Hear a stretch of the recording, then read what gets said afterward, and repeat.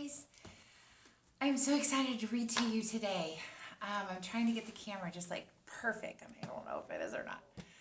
I'm in one of my favorite rooms in my house. This is where you can see my desk back there where I do like all my school stuff and schoolwork. But there's a big picture window right here, and it's always so bright and cheery. So I think especially now I really like to be in this room. So I wanted to jump on here real quick and read to you guys. I miss you so much. And I wanted to read one of our favorite stories, I Need My Monster. And remember, the author is Amanda Knoll, and it's illustrated by Howard McWilliam. So here it goes. I Need My Monster.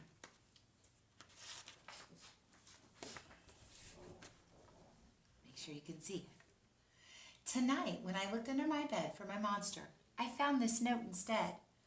Gone fishing. Be back in a week. Gabe. What was I going to do? I needed a monster under my bed. How was I supposed to get to sleep if my monster was gone? That's Daisy. Can you hear her? She's beating up a toy. I tried to sleep, but it wasn't the same without Gabe. I missed his ragged breathing, his nose whistling, the scrambling of his uncut claws. Sorry, I'm out of practice. How would I ever get to sleep without Gabe's familiar, scary noises and his spooky green ooze? It was no use. Gabe would be gone for a week, and I just had to have my monster. I climbed quietly out of bed so my parents wouldn't hear. Grown-ups have some strange ideas about monsters under beds. I knocked on the floorboards 3 times, then scrambled back under my covers.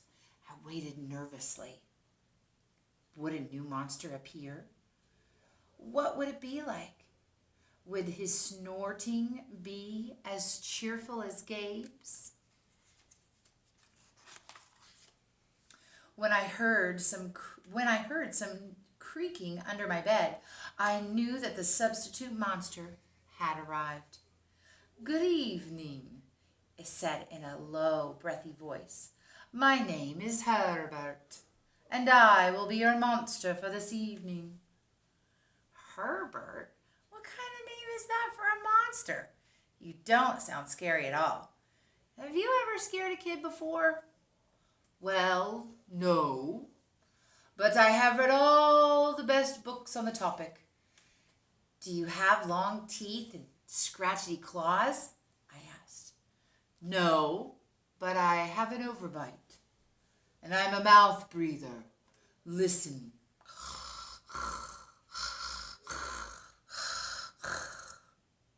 Herbert's panting was kind of scary, but it wasn't enough for me. Listen, Herbert, I'm sorry.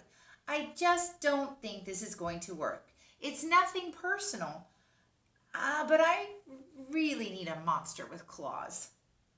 Picky, picky, Herbert complained.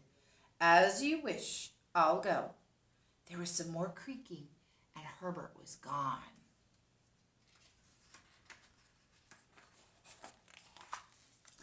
Some scratching warned me that a second monster had appeared.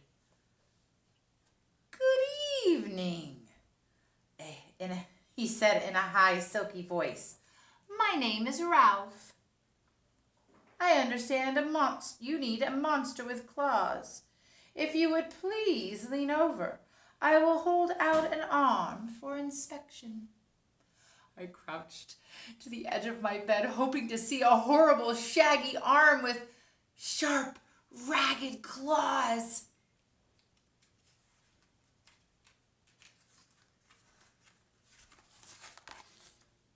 Instead, I was surprised to see a sleeky, brushed fur with smooth, shiny claws.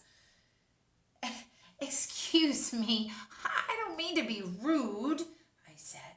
But is that nail polish on your claws? Yes, it is, said Ralph. I believe professional monsters should always be well groomed. I could tell that this was not going to work either. I'm sorry to disappoint you, Ralph, but I need a monster with scary claws. Like Gabe's, I thought. I heard some more scratching and I knew Ralph was gone.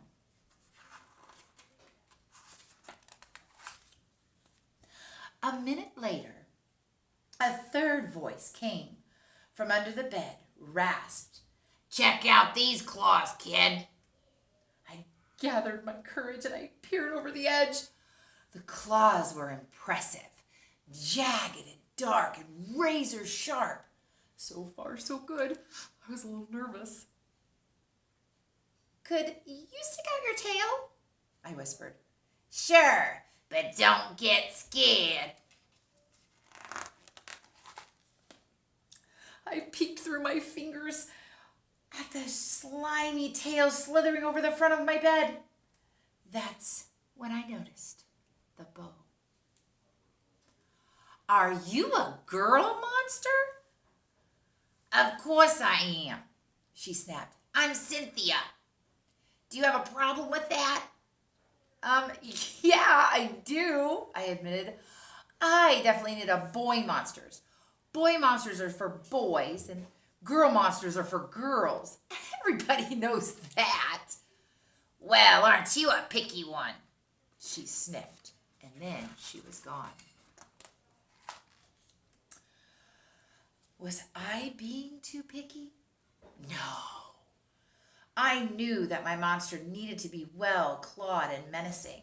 The whole point of having a monster, after all, was to keep me in bed, imagining all the scary stuff that would happen if I got out.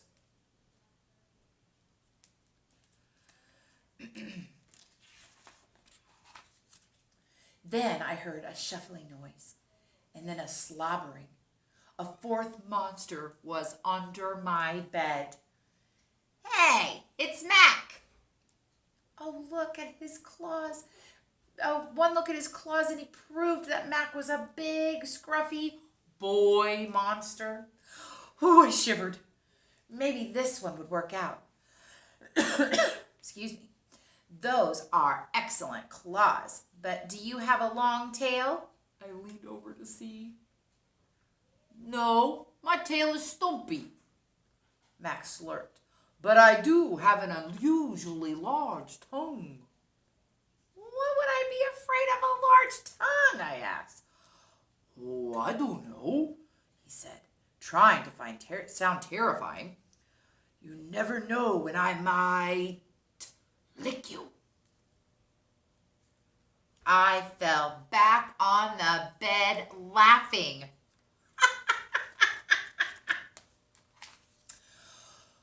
Well, if you're not even gonna try to work with me, Mac whined.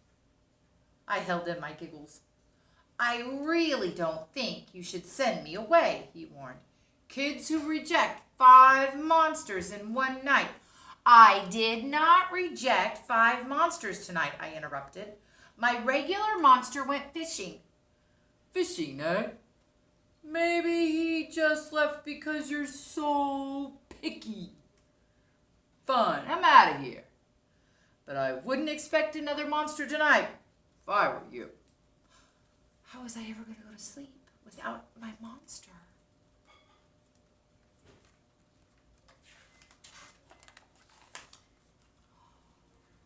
Can you see?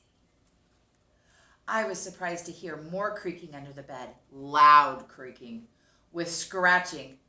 I thought no more monsters were going to appear tonight, I said.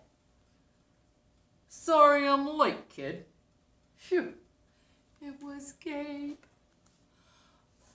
I thought I would enjoy fishing, but I didn't, he exclaimed. Those fish scare too easily. No challenge at all. You, however, are challenging, my friend. You are almost too old to be afraid of monsters. You keep me on my toes. Ah, toes. A delicious snack. The bed quivered as Gabe's stomach rumbled with hunger. Now, if you don't mind, I'd like to start the evening with anonymous puddle of drool. I peeked over the edge of the bed. Green ooze spread soundlessly from underneath. Oh.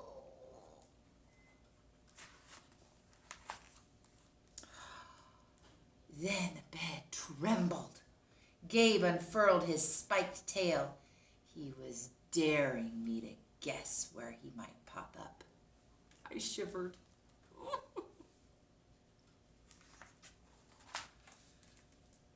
So, you had some substitute monsters tonight, Gabe said, sharpening his claws on my bedpost.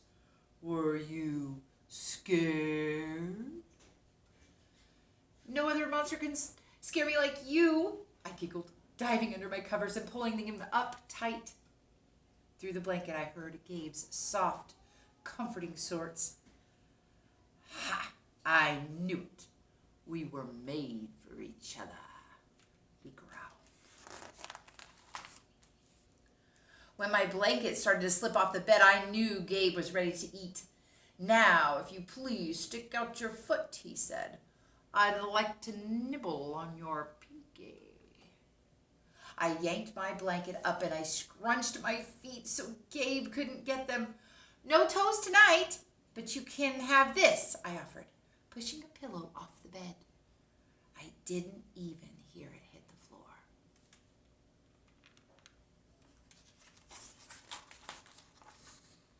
Gabe was back. The ooze was perfect. Everything was back to normal. I shivered again. I'd be asleep in no time. The end. Did you like it? I liked it. And you know what, guys? Everything will eventually be back to normal. I promise. Until then, have a great night, and I'll see you tomorrow.